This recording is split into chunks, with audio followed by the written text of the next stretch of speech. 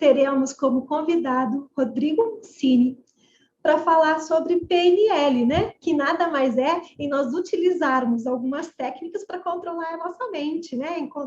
Trazer até mais benefícios para a nossa vida. Confere, é isso, Rodrigo? É entender toda essa estrutura mental e o que fazer com isso, né? Você desenvolver habilidades para mexer nessa estrutura. Que tem até o Carlinhos Brau recomendando o curso do Rodrigo. Então, aproveite. Rodrigo, eu vou deixar contigo que você se apresente e nos conte como chegou na PNL e de que forma isso pode nos auxiliar. Obrigado. Quero agradecer a oportunidade de estar aqui. Bom, eu sou Rodrigo Mussini, eu trabalho basicamente com programação neurolinguística e com a hipnose clínica, como terapeuta e ministrando cursos. Não faço isso, minha vida toda não foi dentro dessa área, na verdade, eu era de uma área completamente diferente, e aí eu queria compartilhar com vocês um pouco a minha história de como eu cheguei aonde eu estou hoje, trabalhando, atuando com o que eu estou hoje, que eu sou extremamente realizado. Às vezes eu me pego em situações que eu estou dando uma aula, que eu estou atendendo alguém, que eu estou transformando ali a vida de alguém, e aí vem um diálogo interno e fala, cara, você está ganhando para fazer isso aqui, sabe? Algo que eu faria de graça e eu estou vendo que eu estou sendo remunerado. Então, eu sou extremamente realizado com isso que eu faço. Mas aí eu vou voltar um pouquinho no tempo agora, e eu era do varejo, né? Grande parte da minha vida, estou fazendo 41 anos daqui a menos de um mês, mas grande parte de minha vida foi atuando no varejo. E eu tinha uma loja, tive loja de rua, tive loja de shopping, e essa loja de shopping foi talvez uma das experiências mais impactantes na minha vida naquela época, porque ter uma loja de shopping não é nada fácil, né? Você tem um shopping cobrando ali aluguéis absurdos, são fornecedores, cartão de crédito, funcionário, vendas, enfim, eu estava num nível de ansiedade absurda. Isso estava me transtornando a vida, não estava conseguindo dormir direito, eu tinha alguns sintomas da ansiedade. E aí, meu pai me chamou ele viu minha situação, e eu morava em Salvador, hoje eu moro em São Paulo, mas na época eu morava em Salvador. Ele me chamou e falou, filho, eu quero te convidar para você fazer uma viagem comigo para espairecer um pouco. Você está dentro de um furacão, e eu acho que a melhor forma de você entender como resolver esse furacão é você sair dele. E aí me chamou para a gente ir para Machu Picchu. Falou, quero fazer uma viagem com você para Machu Picchu. Eu falei, cara, eu não tenho grana nesse momento, minha loja está afundando, eu não tenho como ir para Machu Picchu. E aí ele falou, olha, eu vou fazer uma proposta para você. Eu pago a sua viagem, te dou essa viagem de presente, mas você não toca no assunto de trabalho. E aí eu aceitei, né, deixei a loja lá, fui com ele para Machu Picchu. Minha mãe terminou indo também, apesar de eles serem separados, nós somos uma família, e aí fizemos, talvez, eu acho que é a primeira, isso tem uns 10 anos mais ou menos, e foi a primeira lembrança que eu tenho da gente viajando junto como família. E foi muito legal, passamos lá uns 10 dias em Machu Picchu, mais ou menos. Quando eu voltei, eu ainda fiquei um tempo com a loja, mas acabei fechando, e foi um momento muito, muito dolorido para mim, porque era um filho que eu tinha gerado, né? Eu era apaixonado pelo varejo, pelo varejo, pela loja, eu mergulho muito em tudo que eu me proponho a fazer, e aí fechar a loja foi realmente bem doloroso, mas eu saí de um processo de ansiedade e entrei em outro, e o outro era, eu estou agora com 33 anos, e eu não sei o que eu vou fazer da minha vida. Eu estou muito novo para começar qualquer coisa, mas meu pensamento era, está muito tarde para eu decidir o que eu quero fazer da minha vida. Era esse pensamento que eu tinha. E aí, comecei a ter outros sintomas de ansiedade com essas questões. Aí foi a vez de minha mãe me fazer um convite, e ela me falou, filho, agora eu quero fazer uma viagem com você, uma que eu sempre tive um sonho de fazer, e acho que a gente pode fazer isso junto, que é o Caminho de Santiago.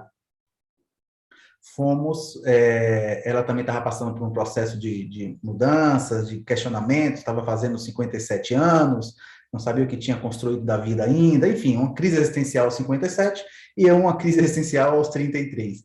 E aí fomos juntos fazer o Caminho de Santiago, lá na Espanha. Para quem não conhece, é uma viagem incrível, é indescritível, né? Basicamente, você cruza 830 quilômetros caminhando, você começa caminhando no extremo da Espanha, na divisa da Espanha com a França, sobe os Pirineus, desce os Pirineus, atravessa a Espanha inteira, e a gente fez isso em 30 dias, até chegar a Santiago. É uma viagem que é metafórica do início ao fim, tudo lá é uma metáfora, aliás, é uma metáfora desde o momento que você decide fazer. Quando você faz a sua mala, você já está entendendo ali o que é que você precisa de fato levar para a sua vida, né? Porque eu lembro que eu fiz minha mala, e aí, quando eu coloquei tudo no chão, tinha muita coisa, minha mãe falou, reduza pela metade. Aí, não é possível, aí reduzi pela metade, quando estava a metade, ela, reduza a metade pela metade.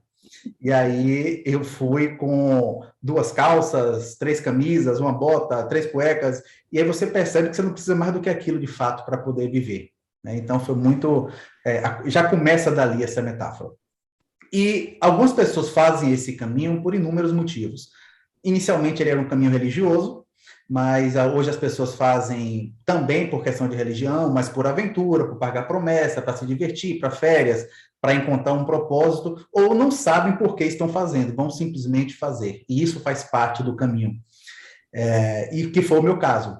E o aprendizado que eu tirei do caminho foi uma senhora que eu conheci, uma holandesa. Eu lembro claramente do dia, eu estava caminhando numa trilha sozinho, tinha momentos que eu ia com minha mãe juntos, tinha momentos que a gente caminhava separados, que é uma outra metáfora também, né? Tem horas que você caminha com alguém, tem horas que você caminha sozinho.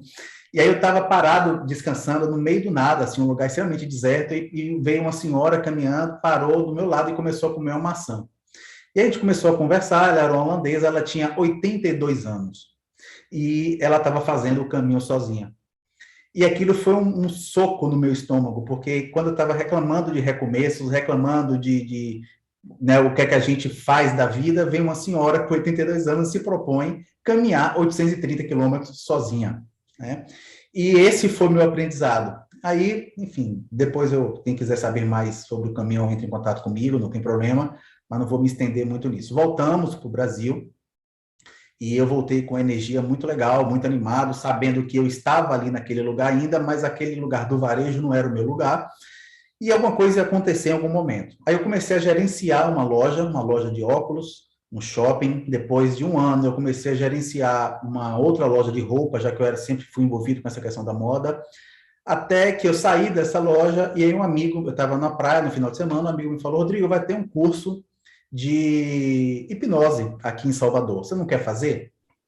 E eu sempre tive como hobby fazer mágica, com cartas de baralho e tal. Sempre foi uma coisa que eu nunca quis ganhar um centavo com isso, mas fez parte da minha adolescência, da minha vida e tal.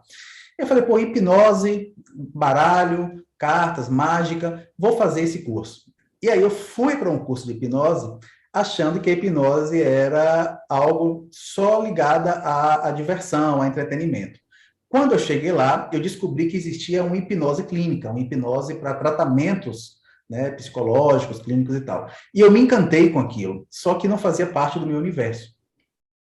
E aí eu fiz um outro curso de hipnose e um outro curso. Eu fui me aprimorando dentro da área, mas sem saber como usar aquilo, porque não tinha nada a ver comigo. Eu só estava aprendendo ali habilidades, técnicas e tal, mas não fazia parte do meu lado terapêutico. Esse meu lado terapêutico não existia ainda. Até que eu comentei com uma colega que era do varejo, gerente de uma loja, e ela falou, você não quer hipnotizar a minha equipe para ajudar eles a reduzir a ansiedade e motivar eles na venda? E aí eu falei, me veio um insight, eu falei, pô, uma ótima coisa para se trabalhar, hipnose com motivação, hipnose com ansiedade. Liguei para o meu professor e falei, cara, eu posso usar hipnose para motivar pessoas? E aí ele falou, pode, agora se você tiver conhecimento de PNL, vai alavancar muito mais seus resultados. E aí minha pergunta foi, o que é PNL? Eu até então eu não fazia ideia do que era. Aí ele me explicou, falou que ia vir um cara de São Paulo para Salvador para dar um curso, uma formação internacional, que o cara tinha aprendido com o criador da PNL, que é o Richard Bandler, e essa certificação internacional era muito importante e tal. Eu me animei a fazer, perguntei para ele quanto é que seria esse curso. Na época ele falou, cara, vai custar 5 mil. Falei, cara, eu não posso, não vou pagar, não tenho esse dinheiro para pagar, e eu não vou pagar 5 mil reais em algo que eu não faço ideia do que seja, né? Não vou dar esse tiro no escuro. Só que aí eu pesquisei alguns outros cursos lá em Salvador, tinham cursos mais baratos, 2 mil, 3 mil e tal, e falei, não, já que eu quero me aprimorar nessa área, eu estou disposto a pagar esse preço, vou pagar os R$ 5.000 para fazer o curso. E aí, investi e fiz o curso de PNL, que foi talvez a maior girada de chave na minha vida. Assim, minha visão era assim, de repente, 360 graus. No último dia de curso, eu cheguei para o professor e falei, cara, eu descobri o que eu quero fazer da minha vida, demorei 33 anos, mas eu descobri o que eu quero fazer da minha vida, e não conheço ninguém em São Paulo, vou me mudar para lá para me especializar e só conheço você, estou indo para lá. 30 dias eu estava morando aqui em São Paulo. E aí, assim que eu cheguei, entrei em contato com ele, comecei a participar de alguns cursos que ele me convidava. Aí eu tinha uma amiga aqui em São Paulo que me chamou para trabalhar num spa que ela trabalhava. Eu fui trabalhar distribuindo panfletos de marketing. Como eu acredito muito que nada acontece por acaso, o dono da clínica o dono do spa tinha uma clínica de hipnose. E aí, 6 meses depois, ele chegou para mim e falou, Rodrigo, eu soube que você trabalha com hipnose e tal, fulana me falou, você não quer trabalhar na minha clínica? Eu falei, pô, claro que eu quero. E aí eu fui trabalhar na clínica de hipnose e foi muito, muito enriquecedor para mim, porque eu fiquei 1 ano na clínica, eu tive mais de 300 casos atendidos na clínica. A clínica não pagava bem, mas eu treinava muito a questão da hipnose, eu fiz uma rede de contatos gigante, e as pessoas que eu atendia na clínica me indicavam pessoas por fora. Então, às vezes, um paciente que eu atendia fora da clínica, eu recebia mais do que a clínica o mês inteiro, mas era importante para mim estar lá na clínica. E aí, fiquei 1 ano, resolvi dar mais um passo, saí da clínica e montei o meu próprio consultório e comecei a atender pessoas. E aí veio mais algo inesperado. As pessoas que eu atendiam queriam saber mais sobre a PNL, sobre a hipnose, já que eu tinha mudado a vida delas, transformado, tinha perdido a fobia, reduzido a ansiedade e tal. E aí eu resolvi pegar alguns 5 ou 6 ex-pacientes e falei, olha, eu vou montar um curso de PNL básico para vocês entenderem do que se trata. E aí eles resolveram participar. Aí eu dei minha primeira turma. E essa primeira gerou uma segunda, que gerou uma terceira, que gerou uma quarta. Aí eu voltei para Salvador, dei uma turma para 30 pessoas lá, metade eram amigos e outras metade eram pessoas que resolveram ir. E eu comecei a gostar dessa brincadeira de ensinar e passei a dar mais curso do que atendimento. Nunca deixei de lado o atendimento, acho que é importantíssimo fazer os atendimentos para eu explicar que o que eu aplico na prática é o que eu ensino na teoria, né? Porque é muito fácil eu falar, faz isso, faz aquilo, aplica essa técnica ou outra, mas você faz isso? Não, mas eu sei que dá certo. Não é muito assim que funciona comigo. Então, eu atendo terapeuticamente e comecei a me aprimorar ainda mais na PNL, até que eu resolvi dar mais um passo. Falei, bom, agora, já que eu estou dentro desse universo de ensinar, de ser trainer, eu quero aprender a PNL com quem criou a PNL. E aí eu fui para os Estados Unidos e fui fazer o curso com o Richard Bandler, que eu falei, não posso perder a oportunidade, ele ainda está vivo, né? Então eu quero aprender com o cara o mais perto da fonte possível, quero beber mais perto da fonte possível, vou aprender com ele. Aí fui para lá, para Orlando, fiz uma imersão lá, foi muito interessante, mais de 100 pessoas do mundo todo se formando em trainer, recebi um certificado, um diploma das mãos dele como trainer, e para mim aquilo pareceu que eu estava recebendo um diploma de psicologia de Freud, sabe? Assim, foi muito simbólico aquilo, porque é um cara que ele é genial. Eu acho que daqui a uns anos, quando ele morrer, vão perceber a genialidade que ele tem. E aí eu voltei para o Brasil e continuei dando os cursos, só que agora com certificação internacional e tal. E aí é o que eu faço hoje. Então, eu dou curso de hipnose, dou curso de programação neurolinguística e atendo terapeuticamente. Dou treinamentos e tal, e vou montando o curso. Aí veio a pandemia e eu tive que parar um pouco esse ritmo e ficar só atendendo online. Então, essa é a minha história. E acho que ela é muito interessante se você olhar pelo aspecto do recomeçar, né? Que nunca é tarde para recomeçar nada. Hoje eu estou fazendo aí 41 anos, mas sou apaixonado pelo que eu faço, mas não significa que daqui a 5 anos eu não posso estar trabalhando com uma coisa completamente diferente. E eu aprendi isso lá no Caminho de Santiago. Na década de 70, eu falei do Richard Bandler, eu quero voltar um pouquinho atrás aqui. Na década de 70, dois caras, um chamado o Richard Bandler e o John Grinder. O Richard Bandler ele era estudante de psicologia e ele era programador de computador, trabalhava com sistemas, com programação e tal. O Grinder, ele era um linguista, professor da universidade, do exército americano e tal. E aí eles se encontraram na universidade, o Bandler estava fazendo algumas pesquisas com terapeutas, eles se encontraram e começaram a se questionar como que as pessoas de sucesso obtinham sucesso no que elas faziam. O que é que fazia, o que é que faz, por exemplo, por que a Ayrton Senna pilotava daquela forma? Como que o Steve Jobs fez da Apple o que é a Apple? Por que minha avó faz aquele bolo de chocolate que ninguém mais fazia igual? Ou seja, independente de que área atue, como que as pessoas que têm êxito, que têm excelência no que fazem, obtêm isso? Qual é a estrutura mental que está por trás disso? O Bandler, ele começou a perceber que nós tínhamos uma programação. Todos nós temos programações instaladas na gente. Nós nascemos com HD em branco, de alguma forma, né? Se a gente for parar...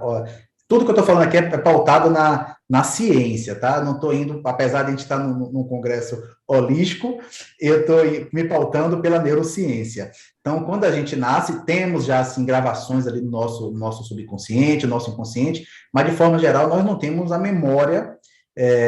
aquela memória mais forte. Então, estamos com HD em branco. E vamos tendo programações à medida que vamos crescendo. Então, por exemplo, se você pensar hoje que quando você toma banho, você se ensaboa sempre exatamente da mesma forma. Talvez vocês nunca tenham percebido isso. Mas você pega o sabão, toca a parte do corpo, sempre é a mesma parte do corpo. Quando você vai escovar o dente, você faz exatamente da mesma forma. Quando você vai se enxugar, é exatamente da mesma forma. Ou seja, existem programas rodando dentro da gente, e esses programas, eles podem dar resultados positivos ou resultados negativos. O Bandler, ele começou a se questionar em estudar, junto com o Grinder, as pessoas que tinham resultados positivos. E aí começaram estudando terapeutas que eram ícones na época, na década de 70. Que era a Virginia Satir, que era uma terapeuta de casal muito famosa, era o Fritz Perls, que era da Gestalt terapia, que também era muito famoso, o trabalho que ele desenvolvia com a Gestalt, e o Milton Erickson, que era da hipnose, que veio ser depois chamada de hipnose ericksoniana. Então, ele se pautou nesses três pilares para estudar a estrutura mental. Se perguntaram para eles, como vocês fazem o que vocês fazem? E eles não sabiam dizer. Porque se eu perguntar para minha avó, por exemplo, vó, como é que você faz aquele bolo de chocolate que ninguém mais faz? Ela, meu filho, eu simplesmente faço, coloco a receita, misturo e faço. Mas ela não entende, ela não parou para analisar como é o passo a passo, fazendo uma engenharia reversa do passo a passo para aquele bolo sair daquele jeito, porque está inerente a ela já. E aí eles questionaram isso para essas pessoas, eles não souberam responder, e eles falaram, bom, posso analisar vocês? Posso estudar a estrutura mental de vocês?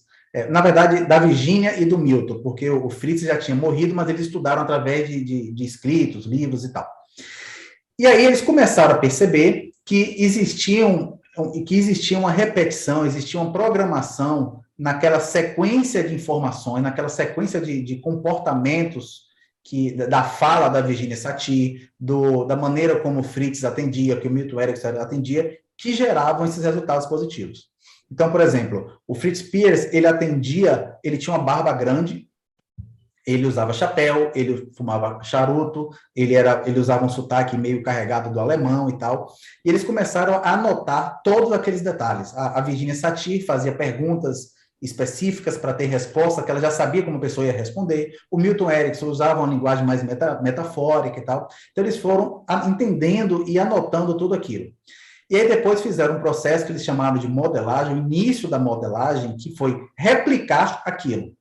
Então, o Bandler deixou a barba crescer, começou a fumar charuto, usou chapéu, começou a falar meio puxado num sotaque, e atendeu um paciente e teve o mesmo resultado, um resultado positivo, teve êxito naquele resultado.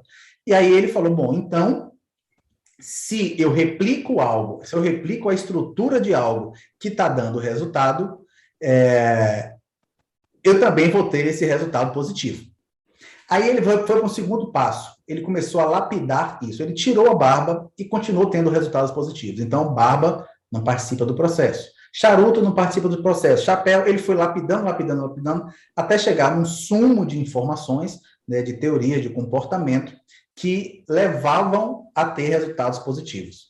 Então, ele pegou essas informações do Peirce, da Virginia Satir, que era uma linguagem que a gente chama hoje de metamodelo, e do Milton Erickson, a linguagem ericksoniana, e eles começaram a ter êxito, e foi aí que partiu, foi aí que iniciou a PNL, o conceito da PNL, que é um conjunto de técnicas, um conjunto de habilidades, uma estrutura mental, né, que você, quando aplicada de forma correta, você obtém excelência, obtém resultados no que você se propõe. Então, a PNL surgiu daí. E aí uma coisa que é muito importante a gente perceber é que a PNL, ela não surgiu da teoria para a prática, ela surgiu da prática para a teoria.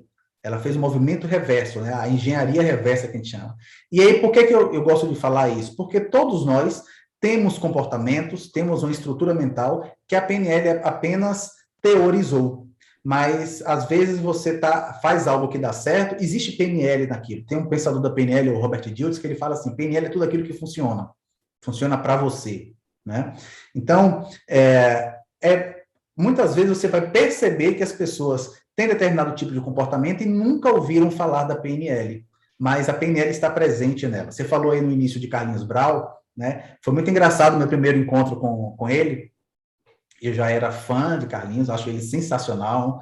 E aí eu dei um curso em que a produtora dele participou. Um dia eu liguei para ela e tá onde? Ela, tô aqui no Candial. Candial é um lugar que tem lá em Salvador que Carlinhos criou, né, para timbalada e tal. E aí ele falou, tô aqui com o Brau gravando um comercial para o Carnaval, não sei o quê.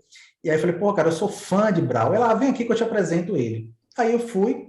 E aí quando ela me apresentou, eu falei, pô, Brau, prazer, cara, sou seu fã e tal. Eu dou aula de PNL.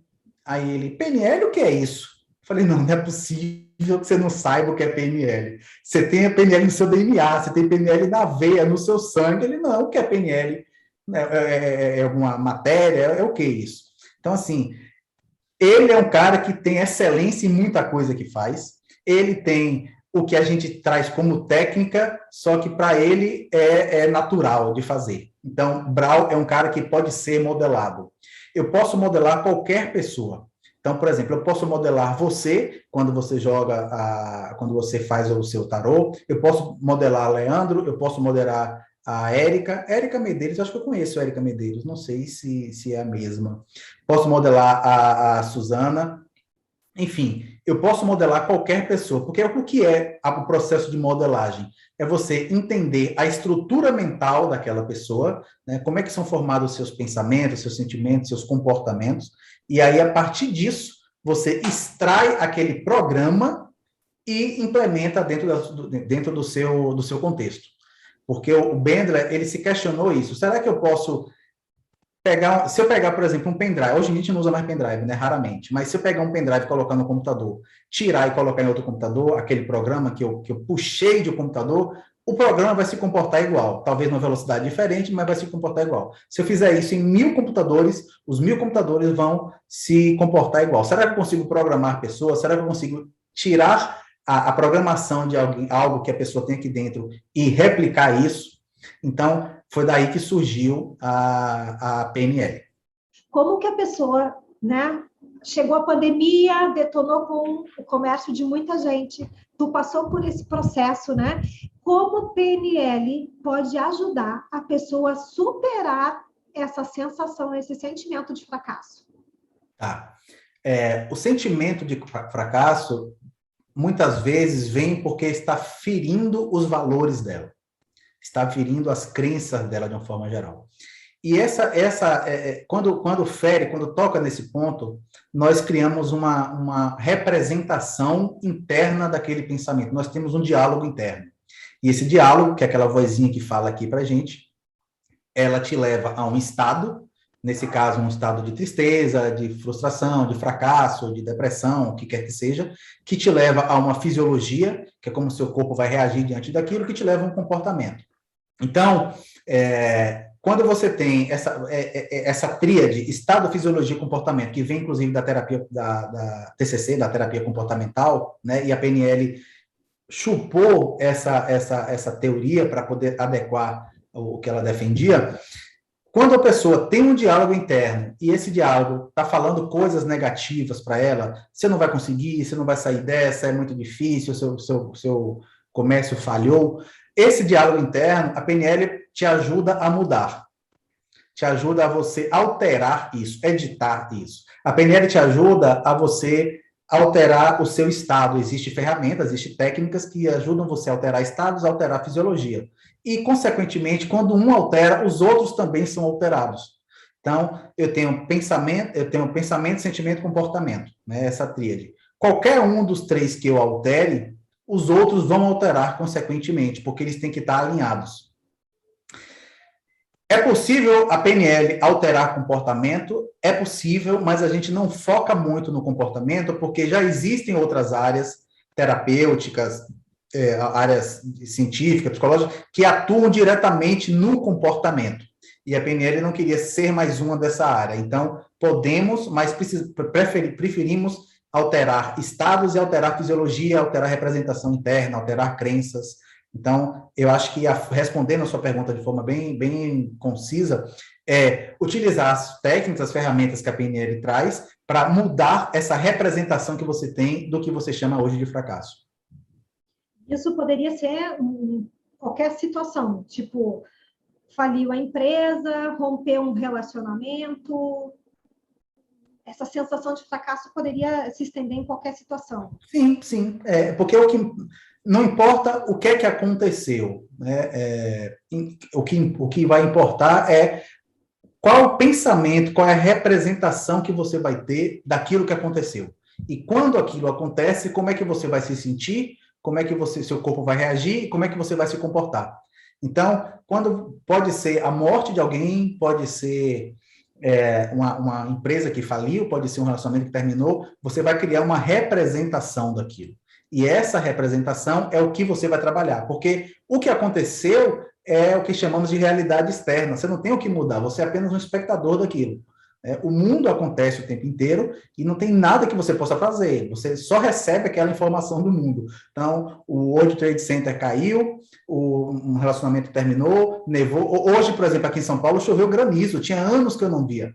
Choveu granizo agora de manhã, de verdade, umas pedrinhas desse tamanho, mais ou menos. O que é que eu posso fazer quanto a isso? Nada.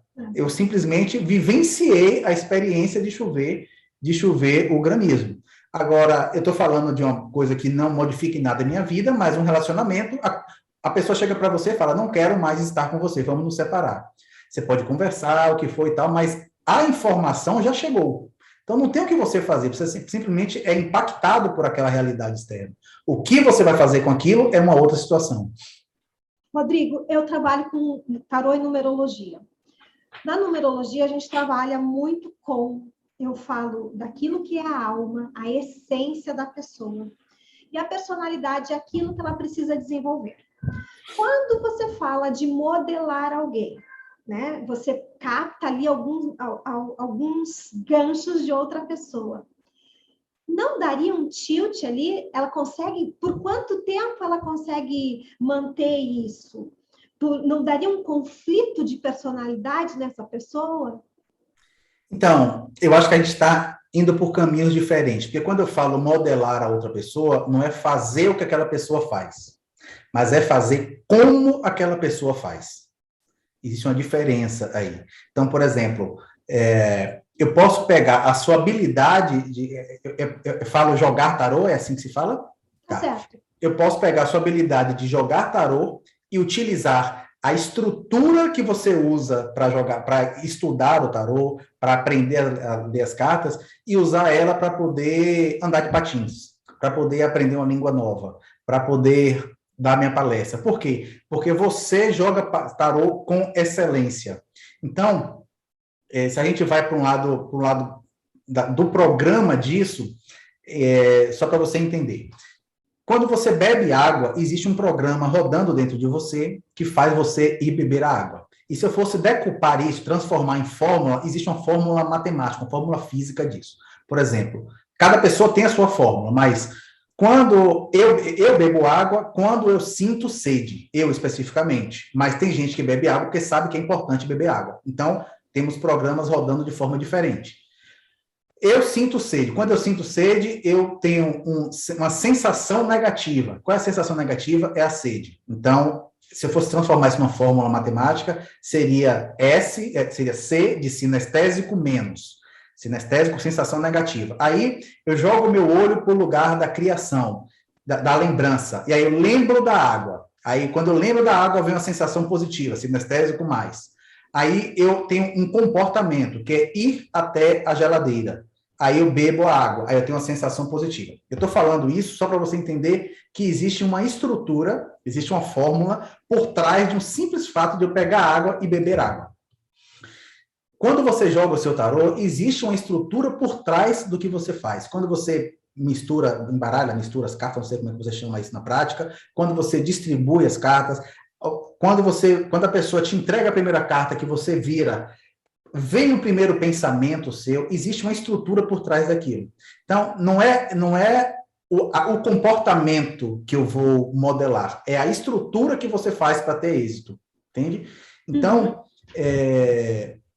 por exemplo, se eu fosse aprender a andar de patins, se eu nunca andei de patins, eu vou aprender com alguém que saiba andar, por exemplo, eu vou perceber que ela, quando ela quer dar impulso, ela flexiona um pouco o joelho e pega uma das pernas e joga para o lado. E pega a outra e joga para o lado. Então, eu estou pegando aquela estrutura que a pessoa raciocina para poder ter aquele comportamento. Então, eu não entro na personalidade da pessoa, eu não me comporto como uma pessoa. O que eu faço é entender como aquela pessoa pensa. Então, por isso que essa pergunta, como você faz, ela é muito importante dentro dos processos de modelagem. Então, assim, como você joga tarô? Se eu te perguntar, eu vou fazer essa experiência com você aqui agora. Como você joga tarô? Como é o processo? Qual a primeira coisa que você faz? Qual é a primeira coisa que eu faço? Eu pego o meu baralho e eu... Mas antes de você pegar o trabalho, antes de você pegar o baralho, o que é que você pensa? O que eu penso? Sim. Eu respiro, eu não penso. Tá, e para você, aí você respira, ok. Depois que você respira de uma forma diferente, não é isso? Como você respira? Eu respiro profundamente, eu vou respirando e vou embaralhando, porque eu preciso entrar no teu campo. E é na minha respiração que eu faço isso. E quando você respira de forma profunda, tem um pensamento rolando ali. Mesmo que seja mínimo. O que é que você está respirando? O que é que você pensa? Rodrigo, eu nunca pensei nisso, porque para mim é automático. Eu sento e, como eu faço isso já há muito tempo, eu respiro e eu não penso. Eu só fico ali. Você pensa, você só não percebe que você pensa. Pode ser, porque o meu primeiro... Quando eu pego o baralho, antes de começar, vou supor, tem o Leandro aqui, que foi a primeira imagem que eu vi.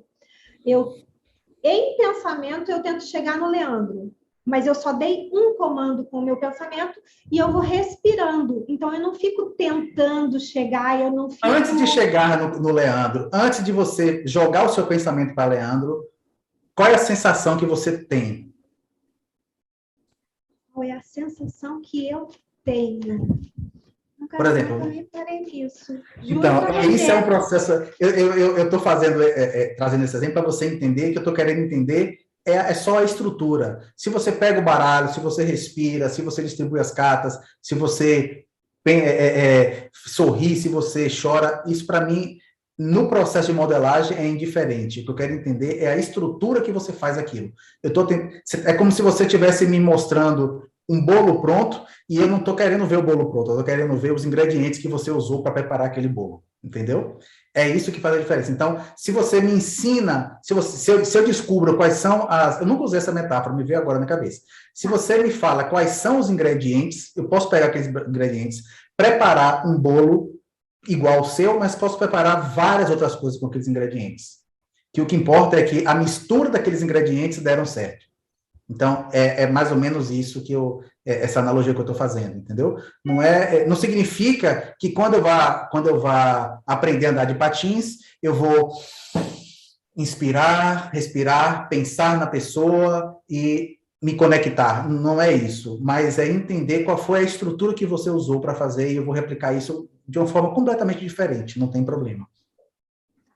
Ok. É só porque eu fiquei na dúvida, porque assim, ó, tem muita gente que fala de PNL por aí e você escuta, gente, Instagram é 15 segundos para te ensinar qualquer coisa, né? E aí eles falam de modelar, e a gente corre um risco muito grande de olhar para alguém e querer ser como o outro.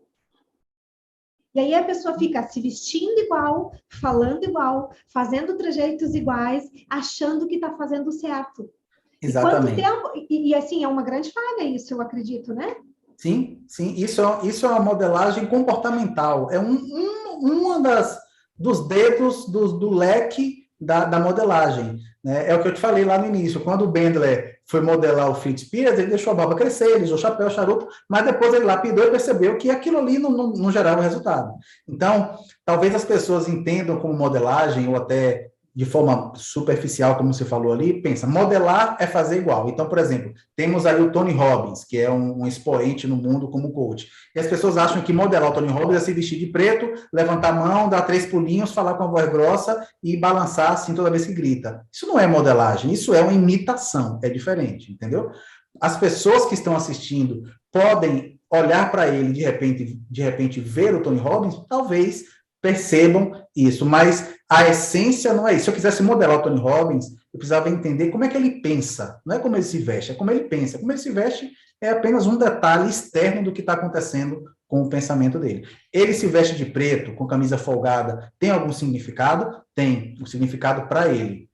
Se eu entendo aquele significado que tem para ele, eu posso necessariamente não me vestir de preto, com camisa folgada, não usar boné, mas eu posso replicar aquele significado dentro da minha identidade. Certo. E, Rodrigo, teria alguma forma, né, da PNL, ao invés da gente modelar alguém, a gente se encontrar na nossa essência? Tem, quando você começa a trabalhar suas próprias crenças, seus próprios valores, né, suas experiências. A PNL e a hipnose, elas caminham muito juntas. Primeiro porque a PNL tem como um dos pilares a hipnose, né, quando ela estudou lá o Milton Erickson. Então, nós temos técnicas, nós temos ferramentas dentro da PNL que faz você fazer um processo de regressão. Só que não é aquela regressão de vidas passadas, nada disso, mas é você voltar, se olhar por dentro e trabalhar as questões que estão ali dentro que podem estar te machucando, te impedindo, te bloqueando para alguma coisa. E aí podemos desbloquear o que está nos travando com essas ferramentas. Quando eu falo da PNL, se eu pudesse resumir a PNL em uma palavra, é comunicação. É a forma como você se comunica com você, que nós chamamos de intrapessoal, e é com o outro, que é a interpessoal. Então, quando você entende essa comunicação, você consegue obter os resultados que você deseja. A PNL, ela te ensina isso. A PNL ela não te ensina técnicas e ferramentas, ela te ensina a desenvolver habilidades. E com essas habilidades, você pode aplicar técnicas, pode aplicar ferramentas. Então, por exemplo, eu posso usar a PNL de forma terapêutica, como eu utilizo muitas vezes, mas eu posso utilizar a PNL para vender, eu posso utilizar a PNL no relacionamento, eu posso utilizar a PNL na criação dos filhos, eu posso utilizar a PNL na conquista, se eu vou para uma balada, não importa como eu vá. Imagine que a PNL é uma espinha dorsal e você tem ali várias ramificações que você pode aplicar em qualquer lugar, porque não é a técnica em si. A mesma técnica, por exemplo, tem uma técnica que você deve ouvir falar chamada rapport. A mesma técnica que eu uso eu uso o rapport, eu posso usar para vender, eu posso usar para conquistar uma pessoa, eu posso usar para meu paciente. Às vezes eu tenho um paciente que eu tenho 1 hora para extrair o máximo dele na anamnese. E uma pessoa que nunca me viu na vida. E eu, utilizando um rapport bem aplicado, ele me fala de, por exemplo, um abuso sexual que ele nunca contou para ninguém na vida. Então, como é que uma pessoa, em 1 hora, conta que sofreu um abuso quando tinha 6, 7 anos, que nunca comentou com ninguém na vida, através de uma técnica de rapport? Não é que ele vai falar as coisas descontroladamente, mas o rapport faz ele ter empatia comigo, e ele fala, pô, eu gosto desse cara, eu vou me abrir com ele porque eu me sinto confortável para isso. Então, essa técnica eu uso terapeuticamente, mas quando eu quero também vender um produto, eu utilizo a técnica. Então, as mesmas técnicas você pode aplicar em áreas diferentes, contanto que você desenvolva a habilidade, não a técnica roteirizada em si, entendeu? Certo, entendi. Certo. E já que eu acho que a grande maioria, nós estamos em mulheres aqui, né? Se eu não me engano. Já que você falou que dá para utilizar a PNL para a gente conquistar alguém. E a gente sabe que muitos homens se utilizam dessa técnica para conquistar mulheres. Existe alguma técnica para que as mulheres não caiam no engodo de homem com PNL, que vem com essas técnicas de PL para cima? Então, você está falando que os homens utilizam técnicas que eles aprenderam, vocês utilizam técnicas que já nascem com elas, você não aprendeu em lugar nenhum. A PNL aí já faz parte de vocês, entendeu? Vocês não precisam aprender nada. A gente já nasceu programada. Pois é. Então, é muito engraçado isso, porque no universo que eu convivo, eu tenho muitos amigos que são da PNL, da hipnose e tal, né? Eu tinha minha ex-mulher, ela também tinha formação em PNL, então, às vezes a gente está num ambiente e aí um fala alguma coisa e fala assim, não venha com seu rapport para cima de mim, não. Ou não quero mudar minha crença. Você utiliza esses termos. Agora, quando uma pessoa tem domínio da PNL, tem domínio da comunicação, ela sabe ler o que o outro está fazendo, né? Eu sempre faço uma analogia que eu falo que a PNL ela é como se fosse um óculos. Eu coloco o meu óculos da PNL e eu desligo quando eu não quero. Agora eu não estou analisando nada, as pessoas estão aqui, você nada, estou simplesmente falando. Mas eu vivo com o olhar da PNL e às vezes eu tiro ele. Então, quando eu estou, por exemplo, eu vou no shopping, aí eu começo a vendedora começa a me vender. Aí eu percebo que ela está usando técnica de venda na linguagem, no que for, para poder me convencer de uma questão. Aí eu me travo. Eu me bloqueio com aquilo, ou então eu brinco com ela e falo, cara, não aplica a sua técnica, onde você está aplicando essa técnica, deu aula e tal. Eu saio um pouquinho para o lado do humor. Mas, assim, se uma pessoa tem um conhecimento da programação neurolinguística, da comunicação de uma forma geral, ela vai saber se o que o cara está fazendo ali é uma técnica ou não, né? Existem várias técnicas. Quando você fala da conquista, eu acho que tem três técnicas da PNL que são muito usadas nesse processo de conquista. Seria âncoras, né, a iniciação de estados emocionais, rapport e os sistemas representacionais, sistema de linguagem. Então, se você aplica esses três de uma forma muito precisa, você tem resultados incríveis, seja numa balada, seja numa reunião, seja nas vendas, seja com seus filhos, com o marido, com o esposo, com o que quer que seja.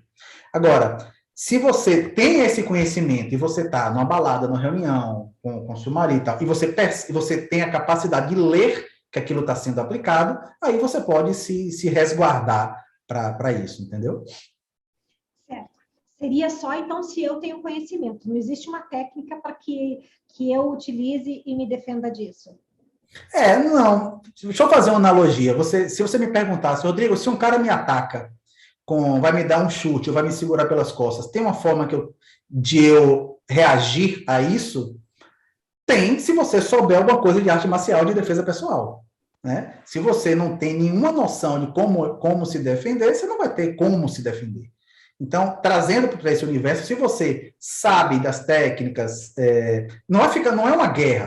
Ele não vai lançar uma técnica e você se esquiva da técnica e lança outra nele. Não é essa a intenção. Mas, se você percebe que ele está ali fazendo um espelhamento corporal com você, para tentar entrar no seu universo, né? Quando a gente fala do rapport, a essência do rapport é entrar no universo do outro e depois trazer o outro para o seu mundo. É entrar no mundo do outro e trazer o outro para o seu mundo. Se você percebe que o cara está ali fazendo isso, você vai ter consciência e vai falar, bom, vou permitir ou não vou permitir que ele entre no meu mundo, entende?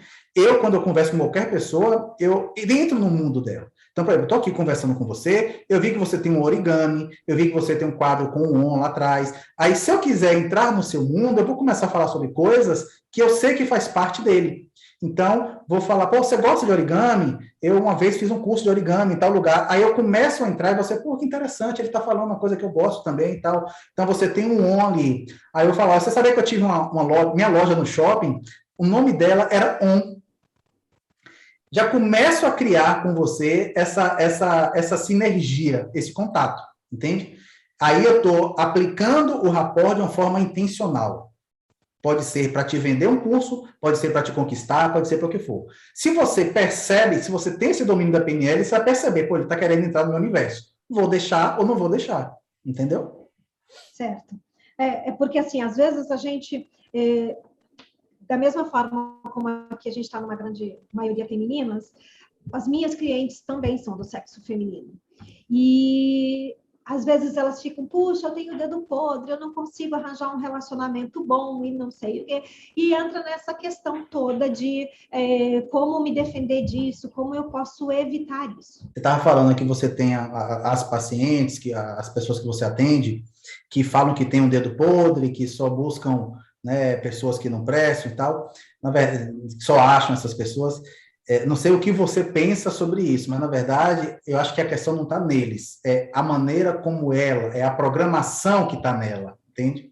Talvez você especificamente leve para o lado mais holístico da coisa, eu levo mais para o lado das crenças, dos valores, dos traumas, dessa questão psicológica que está nela, e ela entra no looping de buscar sempre o mesmo tipo de pessoa.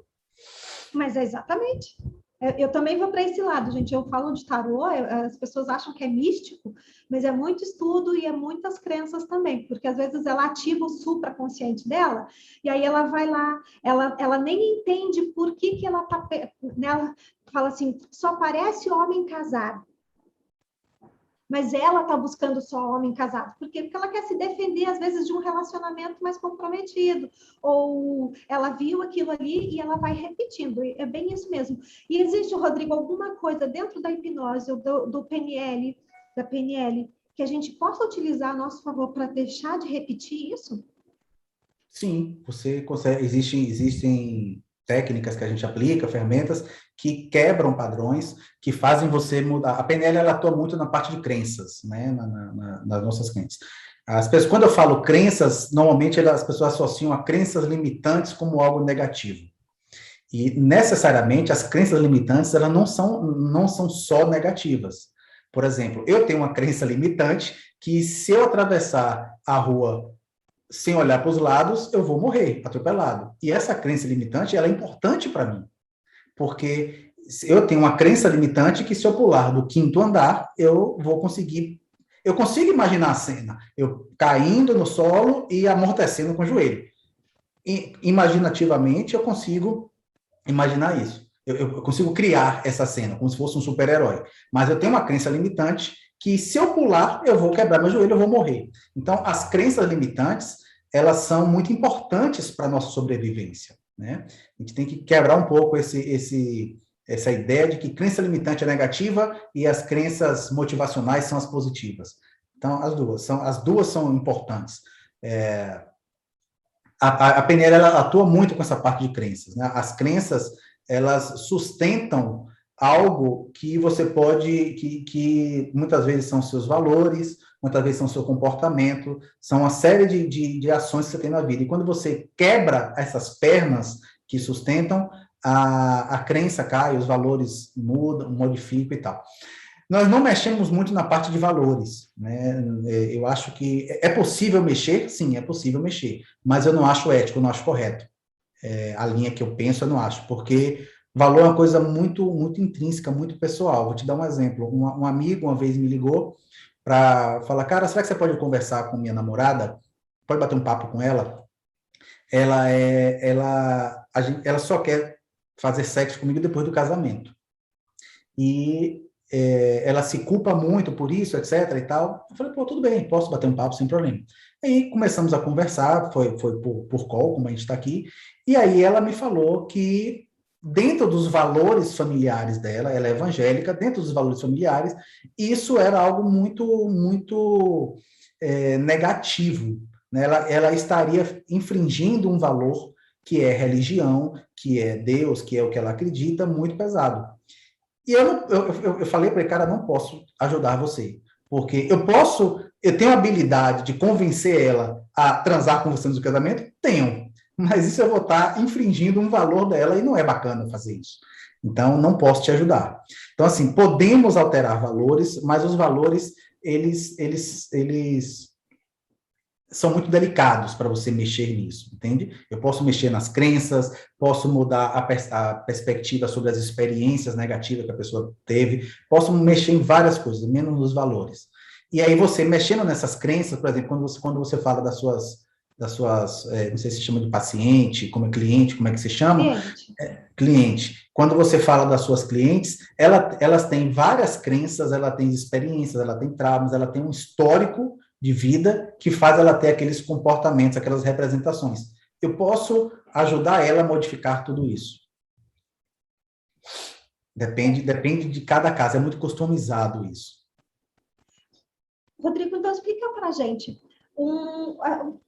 Se ela fosse fazer, vamos voltar ainda, pessoal, eu não sei qual é a temática de vocês, mas assim, se a gente fosse pegar uma mulher que está cheia de crenças com relacionamentos, não consegue avançar ou fica em relacionamentos que são tóxicos, para ela poder fazer um tratamento, seria um tratamento que chama com PNL? É um tratamento, sim, é um tratamento. Processo, um tratamento. Sim. Consegue... Como que seria esse passo? Como é que seria esse processo? Bom, o primeiro passo que ela teria comigo, eu ia bater um papo informal. Eu vou te falar como é que eu faço aqui com meus tratamentos, tá?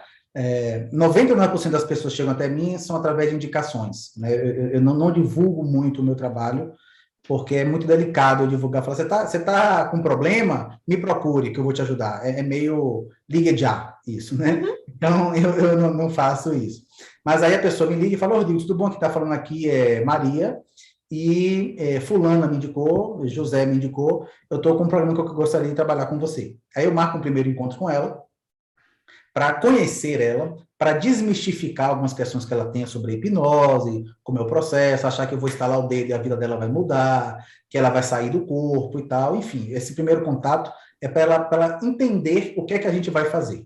Aí ela se anima, aí às vezes eu já atendi algum caso parecido, né, não igual, porque é muito individual cada um, mas já atendi casos de mulheres que tinham problemas com ex-maridos ou que não conseguiam relacionamentos saudáveis. Então, eu trago um exemplo e como eu trabalhei com aquela pessoa para ela entender, e aí eu estou, nesse caso, entrando no universo dela, né, para ela entender. Aí ela falou, beleza, quero fazer o tratamento com você.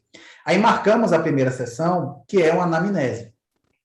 E a anamnese, não sei se todo mundo aqui sabe o que é um bate-papo onde eu vou me aprofundar mais nas questões que aquela pessoa tem. E aí, nessa anamnese, eu vou entender, vou buscar e vou garimpar aonde que aquilo pode ter gerado algum trauma, algum gatilho, alguma questão que faça com que ela tenha esse comportamento no presente, que faça que ela tenha essas crenças, que façam que ela tenha aquelas atitudes que incomodem ela. E aí, se a gente identifica isso de uma forma consciente, beleza, a gente vai e atua nessa demanda. Se não, a hipnose muitas vezes traz questões inconscientes, que a pessoa não se lembra, e aí nós trabalhamos, ressignificamos, fazemos o que apareceu. Não posso dizer, eu vou fazer dessa forma, porque eu não sei qual é o histórico, é muito customizado isso. Eu falo que eu sou um alfaiate mental. Então, cada pessoa que chega, eu vou, de alguma forma, trabalhando isso nela. Eu só fiz essa pergunta para as pessoas poderem entender que ela pode fazer um tratamento para mudar o comportamento e ter resultado melhor nos relacionamentos. E vou falar para você, porque até eu mesma não sabia disso, Rodrigo, porque o que eu faço? Quando eu percebo que a cliente está ali numa crença muito limitante e ela não avança, eu mando para o psicólogo. Nunca me veio, né, de que eu deveria orientar ou que ela poderia ter ajuda com o PNL. Eu resolvi entrar na faculdade de psicologia depois que eu entrei nesse processo todo, né? Eu falei, bom, eu vou fazer psicologia para poder entender por que é que muitas vezes a psicologia tem tanto choque com a PNL e com a hipnose. Uma vez eu fui dar um curso em Belém, e aí quando eu cheguei, tinha 23 alunos na sala. Quando eu começo o meu curso, eu sempre pergunto, eu queria que você antes de me apresentar, eu queria saber um pouco sobre vocês. Me fala o nome, com que você trabalha, por que está aqui no curso e tal. E aí a primeira pessoa falou, meu nome é fulana, eu sou psicóloga. Aí eu, putz, psicólogo no curso, vai dar choque. Aí veio a segunda pessoa, meu nome é Beltrana, eu sou psicóloga. Eu sou psicóloga. Tinha 18 psicólogos no curso e 2 psiquiatras. E eu achei que eu ia ser massacrado ali naquele curso. E foi sensacional, tanto que depois fizemos um curso de hipnose. Então, eu quebrei um pouco aquela crença que eu tinha, que achava que a hipnose, a psicologia, sempre batia de frente com a hipnose. Mas, enfim, eu resolvi entrar na psicologia para entender. E se eu fosse resumir, trazer a essência, é porque a PNL e a hipnose, ela está muito mais preocupada em como você quer ficar, e não por que você tem aquele determinado tipo de situação na sua vida, entende? Então, como é baseado como nós usamos muito o comportamental, né, a terapia comportamental faz parte da estrutura da PNL, então é muito mais rápido o processo. Existem estudos que dizem que está na internet, se você pedir esse gráfico, sessões com psicanálise, 600 sessões, né, são 11 anos e meio, parece, para a pessoa ter um resultado muitas vezes. Com psicólogo, 8 ou 10 meses, um ano, não sei. Com hipnose, 5 sessões, 6 sessões. Né? Porque a gente foca num resultado pontual. É diferente de quando você vai fazer um trabalho com um psicólogo, que ele pode até começar com uma questão pontual, mas ele vai averiguar, você vai começar a trazer coisas de autoconhecimento, sua vida toda. Então, você vai puxando um fio aqui, aí desenrola um novelo inteiro, aí você vai trabalhar aquele novelo. E a hipnose, ela é muito pontual. Então, assim, a pessoa vem, eu tenho uma fobia de barata, eu quero perder minha fobia de barata. Por que ela teve aquela fobia? Se foi porque a mãe jogou uma barata nela, se foi porque ela entrou num quarto cheio de barata, para mim é indiferente. Como é que você quer ficar? Você quer gostar de barata? Você quer criar barata? Você quer olhar para a barata e não sentir nada? Eu quero sentir nada. Então, beleza, vamos fazer de uma forma que você não sinta nada. Aí existe esse choque, porque a psicologia fala, tá, mas aí você está tampando um buraco, você está resolvendo de uma forma que vai ficar uma outra questão ali depois para você suprir e tal. Nós trabalhamos pontualmente naquela questão, entende? E a PNL também. A PNL é mais rápida ainda até do que o processo da hipnose. Qual é a tua especialidade, então? O que você mais atende hoje, Rodrigo? O que as pessoas mais buscam dentro da PNL? Elas precisam, o que elas mais buscam desenvolver, né? Na verdade, não é dentro da PNL. As pessoas não me procuram porque eu atuo com a PNL. Elas me procuram para um tratamento, muitas vezes, de hipnose. Chega até elas o processo da hipnose. E aí eu falo que eu atendo com a hipnose e atendo com a PNL. Mas o que mais me buscam, de forma geral, é alguma coisa que está ali linkada com a ansiedade. Então, fobia é um processo de ansiedade, falar em público é um processo de ansiedade, né? Às vezes fumar é um processo de ansiedade, parar de beber é um processo de ansiedade. Então, a ansiedade sempre está em volta ali, está sendo a cobertura de algum problema. Às vezes a pessoa tem um gatilho de não conseguir se relacionar com ninguém porque teve um trauma lá atrás e aí gerou um estresse pós-traumático, que é um dos distúrbios da ansiedade. Então, a ansiedade sempre está envolvida nos processos. Eu dei um curso agora em São Paulo, tem uns 3 meses, e tinha uma menina que tinha um trauma que ela não conseguia se relacionar com ninguém. Ela não conseguia ficar no mesmo sofá que outra pessoa, ela não conseguia receber um abraço, um beijo, e foi de um abuso que ela teve lá no passado. Então, essas questões que ela tinha, esses medos todos que ela tinha, era daquele abuso. Nós ressignificamos ali na aula aquela questão e ela falou que está melhor, que já conseguiu conviver mais com as pessoas e tal. Então, eu acho que a ansiedade é o maior pano de fundo nesses processos todos, que aí vem pânico, fobia, medo de falar em público, avião, parar de fumar, mas acho que de forma geral é a ansiedade. Legal, legal. E, Rodrigo, o que as pessoas vão poder contar contigo? O que você vai ensinar para a gente no congresso? Tá.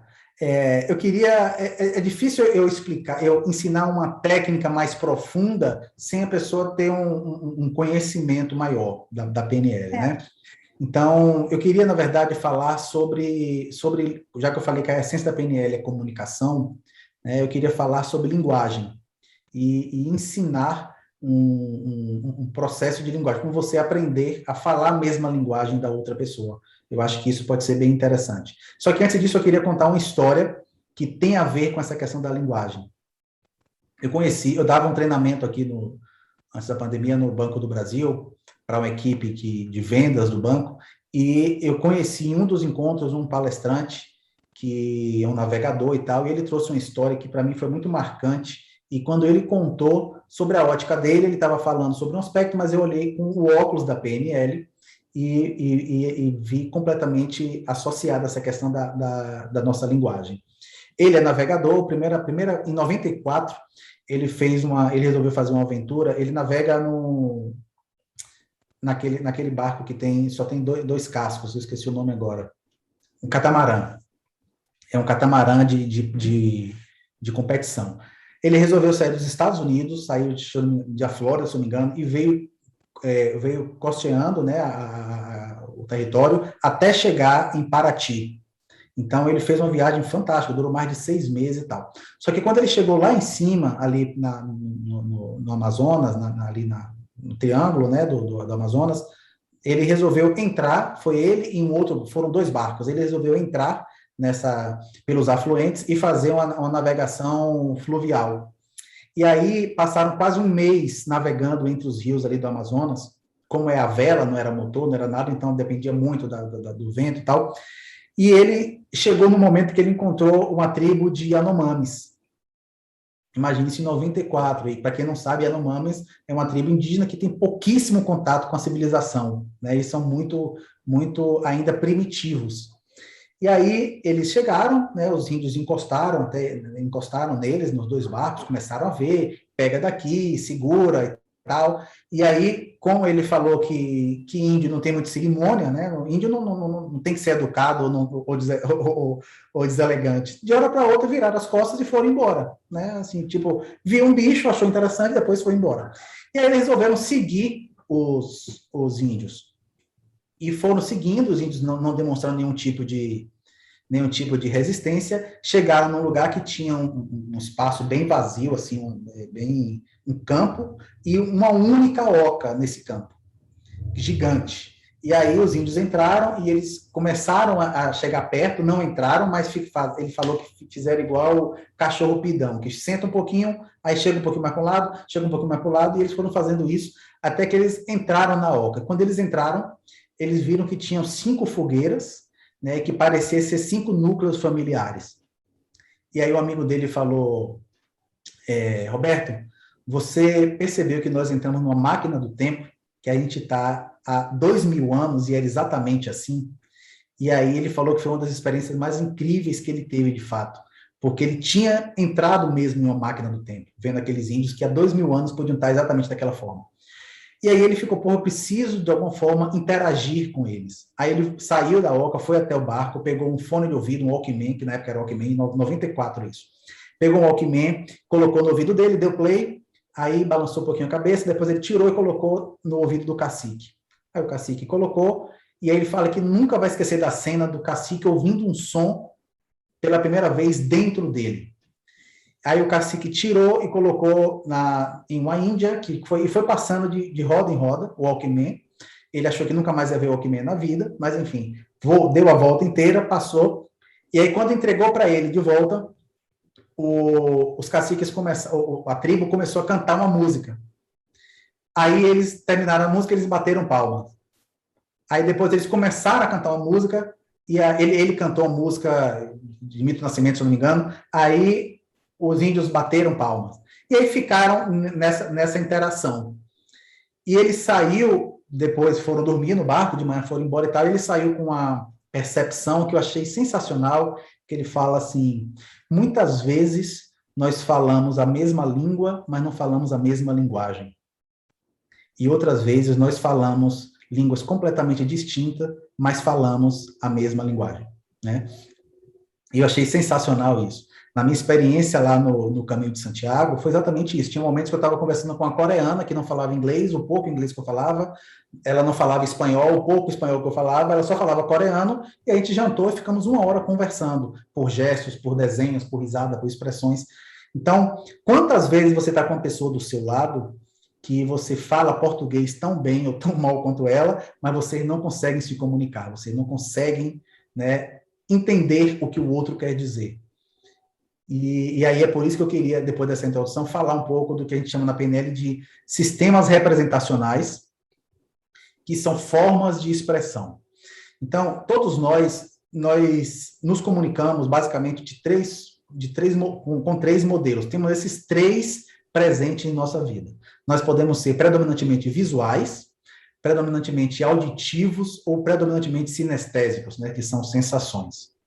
Então, quando a gente se comunica, falamos nessa linguagem. Eu vou falar aqui agora de uma forma exagerada para vocês poderem entender, mas você vai perceber a diferença. Eu vou falar da praia, uma praia que tem em Salvador, que é o Porto da Barra. O Porto da Barra, ela é uma praia, talvez a praia mais bonita que eu conheço pessoalmente. Na frente dela tem a ilha de Taparica, aí vem um mar com azul degradê, até um verde, depois um transparente. Na beira da praia você consegue até ver os peixinhos ali sem ondas. Atrás tem um paredão de pedra com uma escada branca que você desce e a areia é laranja. No final de semana tem muito guarda-sol, então fica parecendo uma grande salada de frutas. Já durante a semana, você consegue ver toda a extensão de 400 metros da praia. Pronto, descrevi uma praia. Eu vou descrever essa praia agora de uma forma completamente diferente. A praia do Porto da Barra é a praia mais gostosa que eu conheço. A temperatura da água é extremamente confortável, ela é morninha, e tomar banho à noite é muito gostoso, porque como ela não tem onda, parece que ela está te minando o tempo inteiro. Quando você está durante o dia, a areia é muito quente, então pisar realmente queima seus pés, mas à noite a areia é fria e macia, então quando você pisa, parece que a areia entra entre os seus dedos e massageia seus pés. Eu gosto muito do Porto da Barra durante a semana pela manhã cedo, mas me incomoda muito o Porto da Barra nos finais de semana, que ele é muito cheio. Falar de uma outra forma agora. O Porto da Barra é uma praia extremamente barulhenta nos finais de semana, é pagode tocando de um lado, é funk tocando do outro, é um cara que passa com jet ski fazendo barulho, é o pessoal jogando bola, chutando, ou então o frescobol fazendo toque, toque, toque, toque o tempo todo. Mas pela manhã cedo, você consegue até ouvir o barulho das ondas indo e vindo. Então, eu falei aqui da mesma praia com linguagens completamente diferentes. Primeiro eu falei de forma visual, depois sinestésica, depois auditiva. Todos nós falamos as três linguagens, mas uma predomina na nossa vida. Então, você aprender a identificar a sua linguagem, eu tenho uma predominância auditiva, e você aprender a identificar a linguagem do outro para poder falar na linguagem dele. Quando você aprende a falar na linguagem do outro, sua comunicação é muito mais efetiva, porque é como se você estivesse falando inglês e o cara falando alemão. Você não vai conseguir se comunicar de uma forma tão efetiva assim, né? E isso gera muitos conflitos no relacionamento, seja quais tipos de relacionamentos forem. Seja com paciente, com cliente, com marido, com filho, com namorado, com a pessoa que você queira conquistar, não importa. Isso gera muito conflito, porque você fala... Quantas vezes a gente fala assim, por que fulano nunca entende o que eu falo? Né? Ele não entende porque você não está falando na linguagem dele, muitas vezes. Então, essa é uma forma de você entrar no universo da pessoa, porque existe um pressuposto na PNL que fala o resultado da comunicação é a resposta que você obtém. Então, olha só, o resultado da comunicação é a resposta que você obtém. Ou seja, se eu quero me comunicar, se a minha intenção é me comunicar, eu que tenho que me virar para que a pessoa entenda a minha linguagem. E não eu falar de qualquer jeito e ela que se vire para entender o que eu quero dizer. Entende? Então, é muito interessante isso. Eu uso uma historinha rápida, só para ilustrar, que é assim, imagine que o marido chega em casa e a esposa está lá, aí ele fala, olha o que eu trouxe para você, um anel de brilhante. Aí a esposa coloca no dedo, nossa, que bonito, obrigado e tal. Na semana seguinte, ele chega com um buquê de flores e dá para ela. Aí ela, nossa, que bonito, vai ficar aqui na mesa, vai combinar com a decoração. Aí na semana seguinte, ele chega com a chave de sei lá, uma Mercedes conversível balançando para ela. E aí fala, vai lá na garagem, seu carro tá lá. E ela começa a chorar. E aí ele fala, pô, por que você tá chorando? Eu te dou um anel de brilhantes numa semana, eu te dou um buquê de flores em outra semana, eu te dou um carro conversível e você tá chorando, você tá triste? E ela fala, é porque você não me disse que não me amava. Você não me deu um abraço. Você não me deu uma mensagem de carinho. Ou seja, claro que eu estou exagerando aqui, né? Se tiver um marido desse, até eu quero. Mas, às vezes, ela não quer uma Mercedes, ela não quer ela quer apenas um abraço, ela quer eu gosto de você, eu te amo, tá precisando de alguma coisa. Ou seja, o cara tá errado em expressar o amor como ele expressa, ele não tá errado, mas é a forma dele expressar. Ele não entende que a forma dela é diferente. Então, se ele entende que a linguagem que ela lida é diferente, é ele falar na linguagem dela, entende? E aí, o sistema representacional é uma técnica que você aprende a como falar na linguagem da outra pessoa. E como é que se faz isso? Como é que você desenvolve essa técnica? Como é que você treina isso? Conversando, não tem outra forma, né? Existem alguns sinais, mas é conversando. Então, por exemplo, se eu te perguntar, qual foi, Josi, o lugar mais distante que você já viajou? Acho que o mais distante eu fui para Córdoba, na Argentina. Olhando a gente foi de Belém para Córdoba. Foi Tá. longe. Eu nunca fui na Argentina. Como é Córdoba? Fala para mim como. É uma cidade bem interessante e mescla assim o antigo com o novo, mas bastante tradicional. Tu vê muito na arquitetura argentina, assim, aquela tijolinho maciço, assim, então tu vê bem presente. É uma região seca, montanha, rio, cassino. Não. Pode parar. Já me pegou. Já te peguei. É claro que eu não posso generalizar e falar pontualmente que você é, mas predominou aí uma linguagem visual. Você começou falando de forma sinestésica, é uma cidade bem interessante. Mas depois você me falar da arquitetura, antigo, novo, moderno, tijolinho, PPP. Então você trouxe questões visuais, né? Como é que eu faço? À medida que você vai falando, eu imagino que aqui tem um gráfico escrito sinestésico, aqui tem um gráfico escrito auditivo, aqui tem um escrito visual. Então você falou uma cidade bem interessante, aí subiu um pouquinho o gráfico. Depois você veio, ela tem tijolinhos, ela tem antigo, aí você foi falando, e foi crescendo esse gráfico do visual. Então, eu entendi nesses 30 segundos, é claro que isso é para você analisar uma conversa com uma pessoa com meia hora, né, 20 minutos, não é em 15 segundos. Só para a gente não perder tempo aqui explicando isso. Mas eu percebi que a sua linguagem predominante é a visual. Então, quando eu for falar com você, eu vou falar de uma forma mais visual, porque aí nossa interação vai ser maior e você vai entender mais o que eu quero dizer. Entendeu? Certo. 90%, eu digo que 90% para não ser muito dramática e chegar nos 99,99% dos problemas de relacionamento é comunicação. Sim. Às vezes não é nem o amor, a falta do amor, mas é a falta de entendimento por um não compreender a linguagem do outro. É o choque da comunicação, né? É verdade. E como a PNL, a essência da PNL é a comunicação, né? E aí quando eu falo comunicação, não é só com o outro, não, é a comunicação com você também. Porque nós temos algo que é muito bom, mas é muito perigoso. Porque nós acreditamos no que nós falamos para a gente. E conversamos conosco mais do que com qualquer outra pessoa. Estamos o tempo inteiro conversando conosco. Estamos o tempo inteiro tendo um diálogo interno. Então, o que eu falo para mim, eu acredito. Se eu falo coisas positivas, se eu falo coisas animadoras, legal. Mas se eu falo coisas negativas, aí eu fortaleço as minhas crenças que me impedem, aí eu começo a entrar num estado negativo. Então, você aprender a se comunicar com você faz total diferença nos resultados que você vai ter para a sua vida.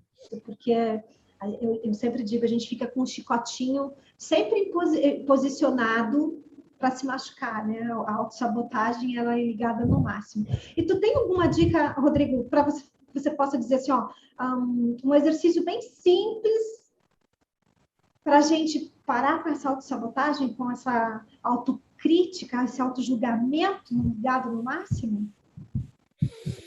Um exercício simples para isso? Tem um processo que a gente chama na PNL de submodalidades, que é você equalizar os seus pensamentos, as suas representações que você tem, seja elas visuais, auditivas ou sinestésicas. Então, por exemplo, imagine que é como tudo. Se eu pedir para você, vou fazer um exercício com você agora. Eu quero que você feche os olhos e pense numa maçã. Essa maçã, que cor ela é? Vermelho. Vermelha. Ela está sobre algo ou ela está solta no ar?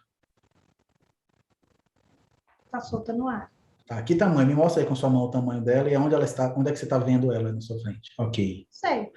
Ela está inteira ou ela está com aquele mordida? Não, está inteira. Está inteira. Está com talinho ou está sem o talinho? Com talinho. Pronto. Ok, pode abrir os olhos. O que é que você acabou de me falar? Você me trouxe informações visuais de uma representação de uma maçã. Essa representação leva você a um estado, que pode ser positivo ou negativo, ou neutro, que provavelmente foi o caso da maçã, que te leva a uma fisiologia, ou seja, como o seu corpo vai se comportar com aquilo, que te leva a um comportamento. Então, por exemplo, se ao invés, você gosta de chocolate? Gosto. Tem alguma coisa que você gosta mais de comida do que chocolate? Brigadeiro, eu acho que pode ser de brigadeiro. Pode ser um brigadeiro de chocolate. Ok. Então, eu vou pedir para você fechar os olhos agora. Fecha os olhos. Pensa nesse brigadeiro na sua frente. Esse mesmo que você imaginou agora. Tá? Qual é a sua vontade de 0 a 10 de comer esse brigadeiro agora? 10. 10. Agora imagine que ele vai se aproximar mais de você e você consegue até sentir o cheiro dele. Qual é a vontade que está agora? Estou quase perdendo a vontade, foi por 7, mas dá vontade de comer. Diminuiu a vontade? Pode Tá. Agora imagine que ele vai ainda mais para perto de você, assim, quase tocando em seu nariz, aquele cheiro bem forte. Qual é a vontade dele agora? De comer. De comer. Ok. Agora pega esse chocolate e vá afastando, esse brigadeiro, vá afastando ele da sua mente. Indo em direção ao horizonte. Ele vai diminuindo, diminuindo, diminuindo, diminuindo, até ficar uma bolinha lá na frente, preta e branca.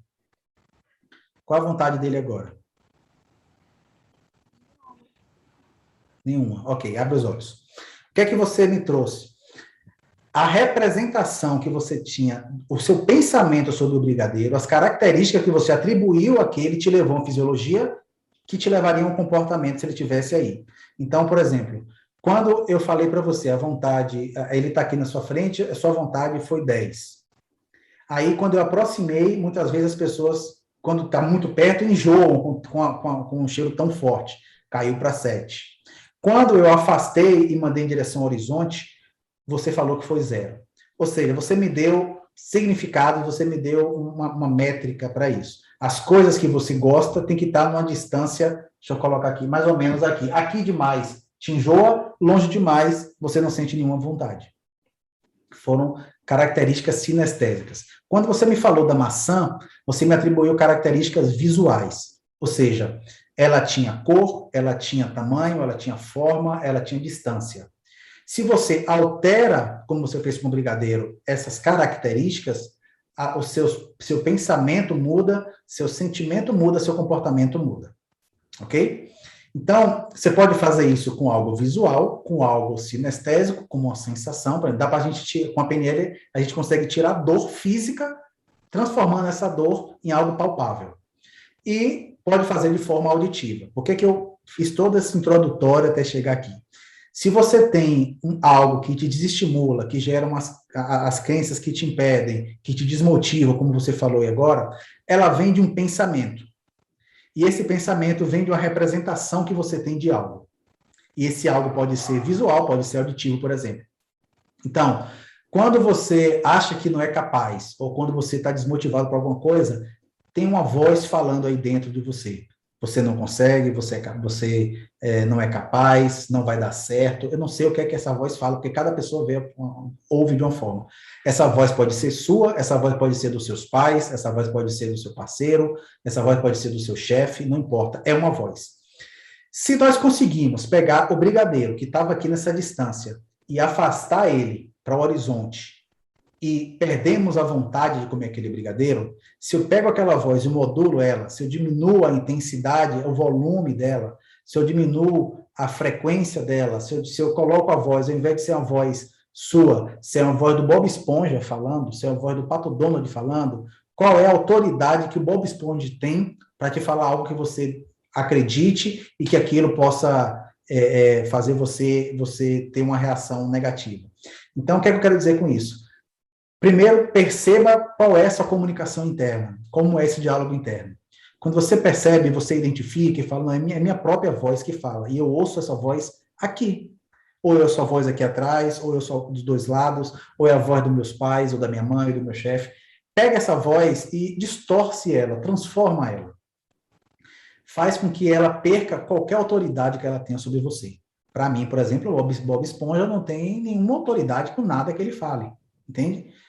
O Patrick, o Pato Donald, o Mickey, não sei, ou alguém, uma criança falando com a voz de bebê, não me traz autoridade. E é a autoridade que essas vozes têm no seu pensamento que geram, muitas vezes, os seus bloqueios. Então, olha como apenas o diálogo interno, essas características que a gente modula, geram uma diferença. Eu vou pedir para você fechar os olhos e você vai contar de 1 até 10 mentalmente. Assim, 1, 2, 3. Só que à medida que você for aumentando, peraí, não começa ainda não. À medida que você for aumentando, contando, você vai aumentar o volume mentalmente. Então, seria assim, 1, 2, 3, 4, 5, 6, você vai aumentando. Chegar no 10, explodindo de volume. Ok? Rodrigo, esse exercício todo mundo pode fazer junto? Pode, só comigo? Claro. Pode? Então vamos lá, pessoal. Vamos fazer o exercício. Dá o comando de já, então, Rodrigo. Então, vamos lá. 1, 2, 3 e começa agora. De 1 até 10, o 10 explodindo.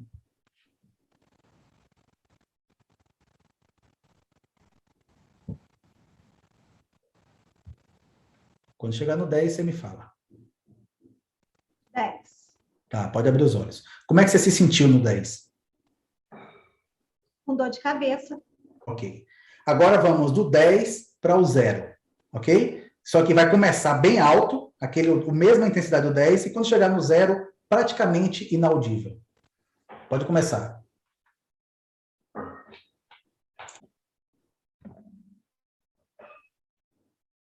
Tá. Como é que chegou no 0? De boa. De boa, coração batendo mais calmo e tal. Então, perceba como a equalização da sua própria voz altera o seu estado e altera a sua fisiologia e pode alterar o seu comportamento. Então, quando eu quero acordar de manhã, por exemplo, é um exercício muito simples, mas ele tem um significado gigante, né? É mesmo. Quando eu quero acordar de manhã, minha voz fala assim, cara, não acorda não, tá tão gostoso aqui embaixo desse edredom, tá chovendo lá fora, fica aí mais um pouquinho. Essa voz, ela fica ali querendo sabe o diabinho que fica aqui querendo, não, se você se atrasar, você pede desculpa, papapá e tal. Quando eu quero acordar para ir treinar, para ir correr, que eu tô com preguiça, eu imagino que tem um Bernardinho do vôlei me acordando. Já tá me acordando, me dando uma chamada, não tá querendo me ninar. Porque se eu imaginar que é uma voz doce, acolhedora, calma, eu vou continuar dormindo. Se eu imagino que é uma voz que está me dando um esporro logo de manhã cedo, eu já acordo com o coração disparado, entendeu? Então, é um exercício simples, mas para você perceber como a maneira como nós falamos com a gente altera totalmente o nosso estado, a nossa fisiologia, o nosso comportamento, tudo. Entendeu? Perfeito. Ficou muito perfeito essa dinâmica, porque é real, a gente faz isso com a gente mesmo. E aí, da mesma forma que é acordar para levantar, para ir trabalhar, ou para ir treinar, ou ficar mais um pouquinho, eu não sou capaz, eu não consigo. Então, por exemplo, se eu quero me apresentar em público, né? Eu não tenho problema de falar em público, mas eu sei que muitas pessoas têm problema de falar em público. Então, quando pensa em falar em público, vem um pensamento. Quer dizer, na verdade, vem uma representação interna. o que é representação interna? É você se ver falando em público. Quando você se vê, aí vem a sua voz, por exemplo, falando, cara, vai dar merda. Você vai falar, as pessoas vão rir de sua cara, você não é capaz, você não consegue, você vai gaguejar, você não está dominando o assunto. Começa a vir aqueles pensamentos o tempo inteiro povoando você aqui. Se você pegar aqueles pensamentos todos e baixar o volume, ou colocar o Pato Donald falando isso, ou colocar o que quer que seja, na hora, aquilo ali, fala, pô, que é que eu vou acreditar nessa voz? Que autoridade essa voz tem sobre mim? Né?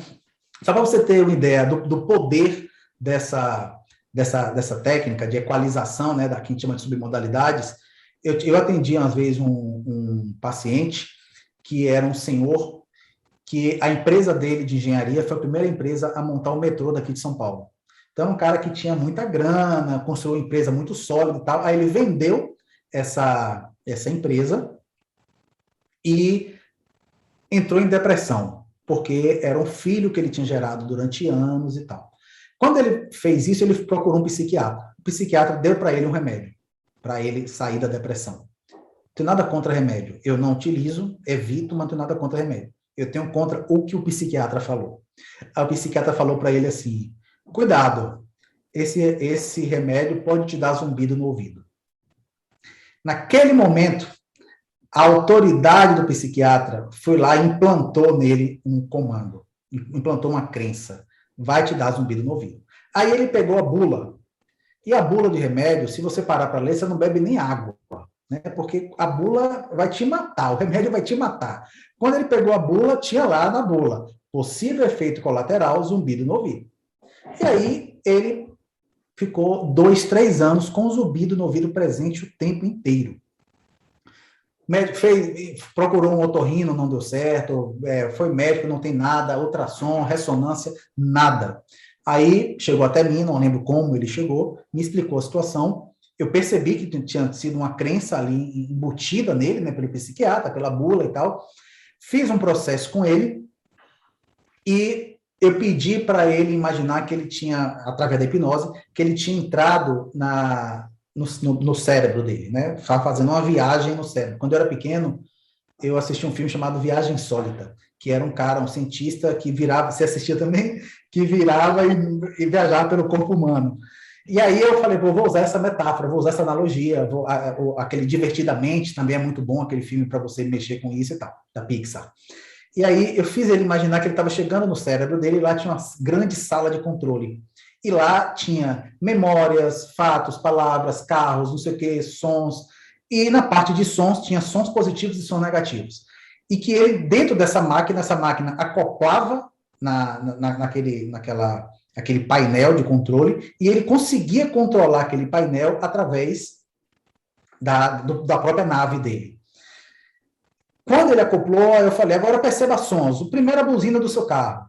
Como ele estava com hipnose, ele conseguiu achar a primeira buzina do carro. Porque a hipnose traz essas lembranças de você estar no útero, você tem lembranças no seu inconsciente registrado, né?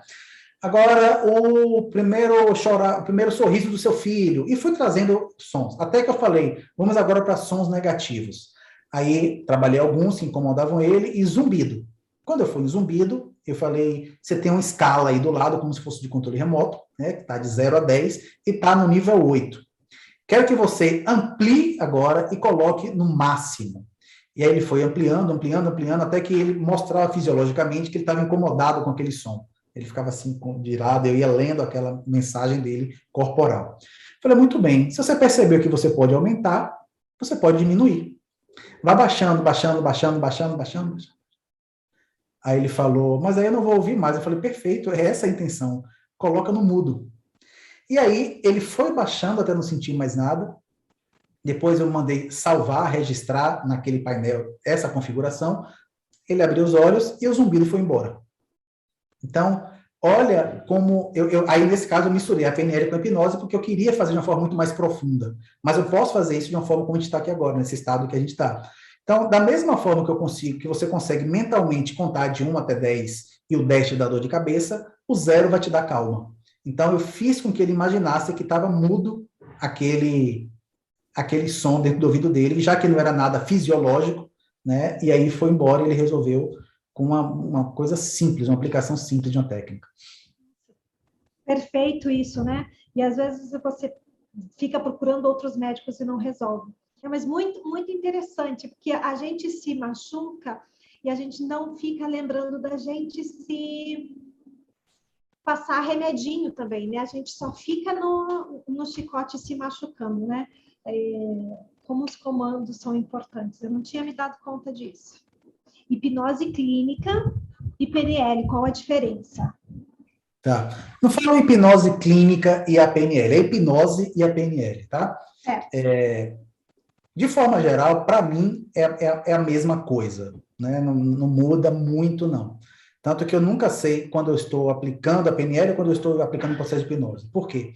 Porque a PNL, eu converso diretamente com o seu consciente com reflexo no inconsciente. E a hipnose, eu não converso com o seu consciente, eu converso diretamente com o seu consciente. Então, basicamente, é isso. Às vezes a pessoa chega para mim e fala assim, eu quero fazer um processo com você, mas eu tenho medo desse negócio de hipnose. Fala, tudo bem, não tem problema, eu vou aplicar a PNL em você, abre os olhos, expira, fecha os olhos, relaxa, e faça um processo com ela que tem hipnose envolvida naquilo ali, mas não tem aquele misticismo que ela acha. Então, resumidamente, a hipnose atua diretamente no consciente, no inconsciente, e a PNL, eu atuo no consciente com reflexo no inconsciente. Certo, certo. Rodrigo, como a gente pode identificar? Claro, quem tiver, procure o Rodrigo, a gente já percebeu o quanto ele é qualificado. Mas como a gente pode identificar que um profissional seja um bom profissional, que seja ético e que vá realmente trazer uma solução e não mais um problema? Hoje as pessoas elas se vendem de uma forma muito fácil, né? O Instagram está aí para mostrar 99% do que a gente vê no Instagram é o mundo de Alice, né? Não é o que é de fato, mas é o que as pessoas gostariam de ser e se mostrar e tal. Então, às vezes a pessoa pega uma foto de estúdio, coloca uma luz, faz uma arte sensacional, mas não é nada daquilo que se vende. Às vezes a pessoa tem toda essa produção e tem uma bagagem por trás de fato. Eu acho que a melhor maneira de você saber se aquela pessoa é qualificada ou não, tem conteúdo, vai te agregar ou não, porque, afinal, trabalho terapêutico, seja com hipnose, com PNL, com barra de access, com o que quer que seja, né, tá lidando com a mente do outro. Então, é muito delicado isso, que da mesma forma que ela pode ajudar, ela pode atrapalhar ainda mais, né? Eu brinco, eu falo que a hipnose, ela é uma faca. A hipnose, a PNL, ela é uma faca. Você pode passar manteiga no pão, você pode cortar alguém, depende de como você use, né? Então, eu posso usar a PNL para ir na balada para conquistar uma mulher, caso eu queira. Eu posso utilizar a PNL para vender um produto, eu posso vender isso aqui para você com a hipnose por R$2.000, uma garrafinha de água plástica, né? Eu posso fazer 1000 coisas, porque eu estou lidando com o meu poder de persuasão e tal. Agora, também posso ajudar, com a mesma ferramenta, a você ressignificar um trauma seu. Então, e isso acontece em qualquer outra área da vida. Você pode ter um advogado que vai te livrar de uma prisão, se você sendo inocente ou culpado, e você pode ter um advogado que vai te colocar na prisão. Você pode ter um dentista que vai fazer com que cometa um erro e arranque todos os seus dentes, ou pode ter um dentista que vai te fazer sentir dor, ou parar de sentir dor.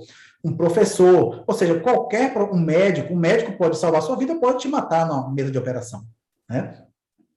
Então, qualquer profissão, você tem o Darth Vader e você tem o Jedi lá, que vai te ajudar.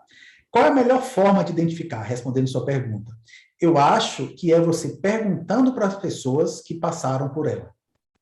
E aí, a tecnologia hoje permite isso, né? Hoje, com o Instagram, você consegue, se duvidar, você consegue falar com Obama. Ele pode até não te responder, mas você vai conseguir acessar ele. Então, se você vai no Instagram da pessoa, vê as postagens, aí vê alguém falando alguma coisa, ou que foi atendido por ele, ou você vê em algum momento que está ali vinculado a ele, entre em contato e pergunta. Pergunta para... Acho que você não deve perguntar para pessoas que são amigas, que a amiga sempre vai ajudar o outro, mas uma pessoa que você perceba que foi atendida, né? Então, eu acho que a melhor forma de você saber se aquele profissional ele é competente ou não, se dá resultados ou não, é perguntando para... Não é o que ele fala, mas o que as pessoas falam dele. Certo.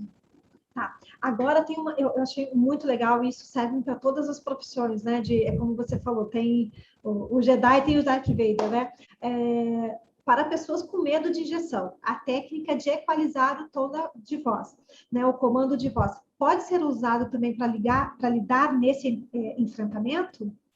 Sim, pode sim. Não existe uma técnica apropriada para determinada coisa, né? Você pode usar a mesma técnica para coisas diferentes, mas essa técnica, Érica, para quem tem medo de injeção, por exemplo, na verdade, não sei se você tem medo de injeção ou tem medo da agulha, ou tem medo do sangue, né? A gente às vezes generaliza muita coisa. Mas, por exemplo, é muito comum medo de agulha. Então, você pode entrar num processo da agulha e imaginar que a agulha ela é de borracha, que a frase que aquela médica, a enfermeira vai dizer para você é o que te dá medo. Muitas vezes a enfermeira fala, vai doer. E esse vai doer te coloca ali uma crença que vai doer de verdade, né? Então, por exemplo, minha ex-mulher, ela tinha medo de agulha. Ela tinha medo de tomar injeção, ficava numa crise de ansiedade gigante. Toda vez que ela ia tomar, como eu já tinha um gatilho instalado nela para ela entrar no estado profundo de transe, né? Eu deixei pronto, porque eu sabia que ia precisar para isso. Eu fazia o que a gente chama de dorme, né? Que instalar o dedo e ela entrar nesse estado, e eu fazia ela imaginar que aquela agulha ela era feita de borracha e que não ia doer absolutamente nada, que ela ia sentir cócega quando entrasse aquela agulha. Então, naquele momento eu estava usando essa equalização, né, mudando a representação visual que ela tinha daquela agulha.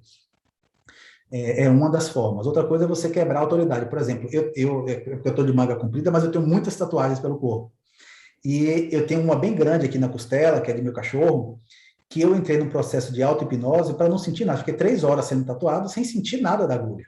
Porque eu mudei a representação que eu tinha da agulha no meu corpo fazendo aquilo. Então, eu fiquei lá, né, o tatuador, ele nem acreditou, porque eu falei, cara, você vai precisar de mim aqui para conversar com você? Aí ele, como assim? Eu falei, não, porque eu quero dormir, eu vou ficar 3 horas, eu quero dormir. E aí ele não entendeu muito, eu falei, me dá aqui 5 minutos, fiz um processo de auto-hipnose, apaguei. Claro, eu estava ciente do que estava acontecendo, mas eu estava em outro universo, enquanto ele estava lá me riscando todo aqui, entendeu? Então, existe formas de você usar isso, tanto com a hipnose quanto com a PNL. Perguntou, quanto tempo para se formar em hipnose clínica? Não existe quanto tempo, né? Eu já sou formado em hipnose, eu sou trainer, mas até hoje eu ainda faço cursos de hipnose. Mesmo que eu faça o curso mais de uma vez, né? Porque cada vez que eu assisto é uma percepção diferente, é um olhar diferente que eu tenho sobre a hipnose, é uma pergunta que aquela pessoa faz no curso e que eu nunca tinha me questionado. Então, por exemplo, a PNL, ela é diferente da hipnose clínica. A PNL ela tem alguns estágios. Então, o primeiro estágio a gente chama de practitioner, que é o primeiro curso, é a primeira formação. Eu já fiz mais de 20 vezes o practitioner e nenhum foi igual ao outro. Sempre é uma percepção diferente, uma forma diferente, aí você começa a se questionar. Então, não existe quanto tempo. Agora, existem formações, né, que você faz, que a pessoa fala, formação em hipnose clínica de 20 horas, formação de final de semana. Eu, particularmente, acho muito arriscado uma pessoa fazer um curso de hipnose clínica, de PNL, de coach, do que quer que seja, no final de semana no hotel e já se intitular como hipnólogo, como coach, como terapeuta, como que quer que seja, entende?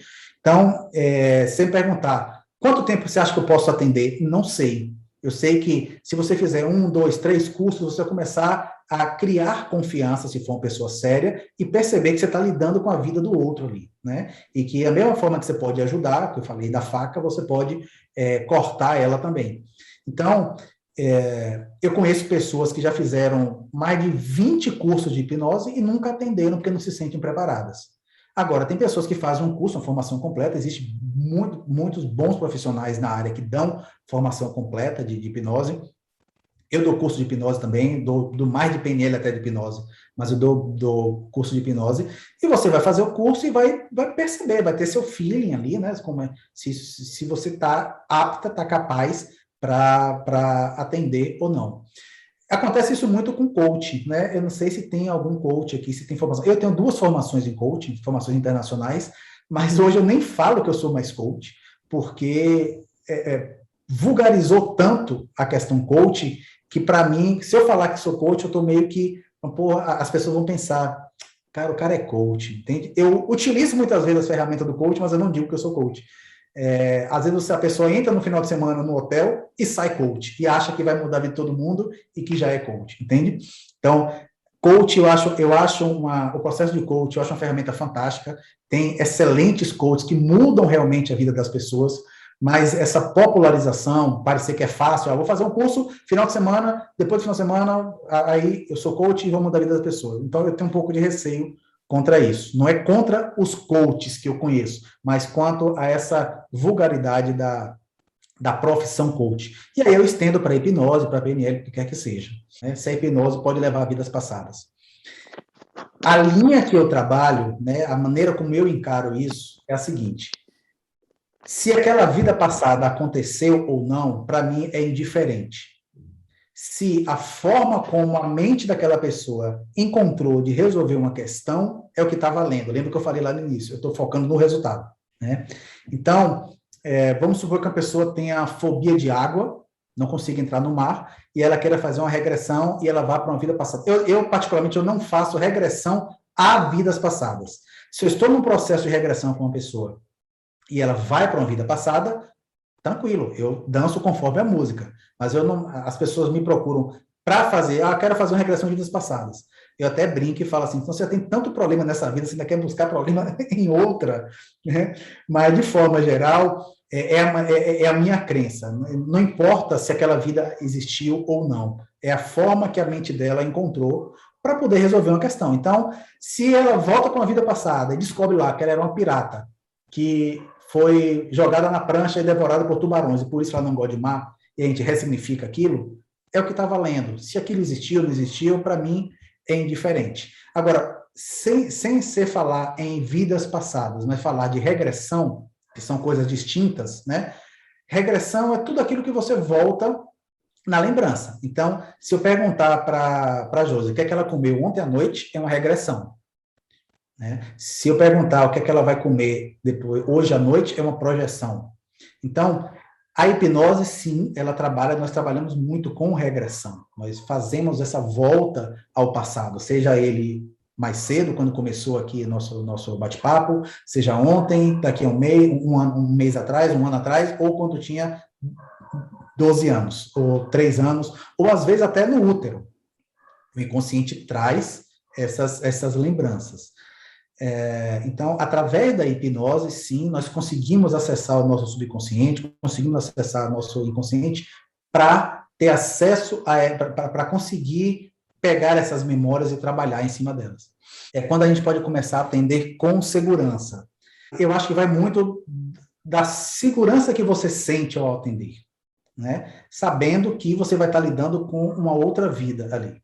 Então, se você perguntar, você acha que eu faço um curso de 3 dias e eu já posso ser terapeuta, já posso atender?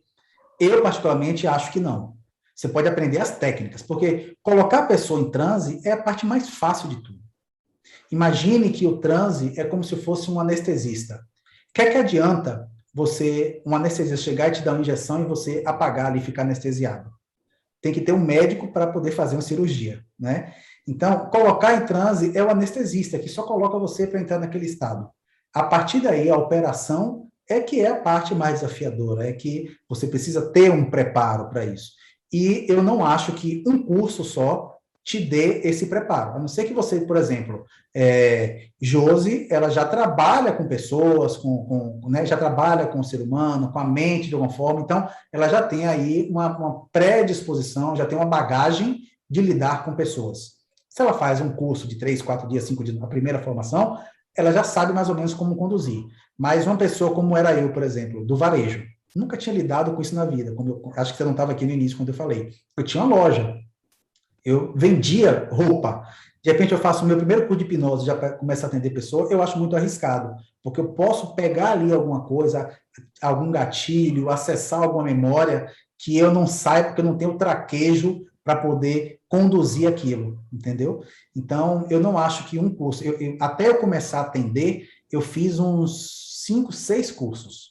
Claro, fazia exercícios pouquinhos ali no próprio curso, aí chegava em casa, fazia com a namorada, fazia com um amigo, mas coisas superficiais, tipo assim, vou reduzir sua ansiedade, vou motivar você. Eu começava coisas que não iam diretamente nos traumas, né? Porque você fazer uma ressignificação de um trauma, de um estupro, né? De um abuso, seja sexual ou um abuso moral, né? Trabalhar uma morte de alguém, um luto, é algo muito delicado. E se você não tiver essa habilidade, imagine que fazendo analogia, é um médico querendo operar um coração sem saber como utiliza os instrumentos direito. Então, quer atender alguém, começa fazendo uma massagem. Depois você começa fazendo algo mais profundo. Depois você vai operar o pé da pessoa, porque no máximo vai arrancar aquele pé ali e não vai matar a pessoa. Até você chegar no coração, entende? Então, antes de ser um cirurgião, começar a ser um massagista. Aí, trazendo isso para esse universo agora, antes de você começar... Não que você não possa começar a atender após o curso. Acho que pode e tem que treinar. Tudo que eu falei aqui, desde a linguagem, da PNL, da hipnose, é o treino. Treino incansavelmente. Atender 1, 2, 3, 4, 10. Todo mundo que eu atendi resolvia as questões? Não, nem todo mundo. Né? Não é assim. É um índice de resolução muito alto, mas não é todo mundo. E eu deixo isso muito claro quando eu vou atender um paciente. Eu falo, olha, eu não posso te prometer resultados. Eu posso prometer que eu vou fazer o melhor, dar o melhor, agora depende muito de você também. E eu deixo isso muito claro para ele. Né? Não é que as pessoas às vezes pagam e falam assim, ele vai instalar o dedo e vai resolver o meu problema. E não é assim que funciona. Né? Depende muito da pessoa. Por exemplo, a pessoa me procura para parar de fumar. A primeira pergunta que eu falo para ela é, você quer de fato parar de fumar? E a pessoa fala, cara, minha mulher está enchendo meu saco para parar. Eu falo, então eu não vou fazer o tratamento com você, porque você não vai parar de fumar. Ela precisa querer parar de fumar. Né? Então, eu acho que se você fizer um curso, uma formação, você vai começar atendendo, pega um amigo, um namorado, uma mãe, e trabalha coisas positivas nela, não ressignificar as negativas, né? Mas ampliar. Então, a pessoa está ansiosa, faz ela se sentir mais calma. A pessoa está desanimada, faz ela se sentir mais empolgada. Mas para coisas assim básicas do cotidiano, para você começar a pegar traquejo, até você ir aprofundando cada vez mais.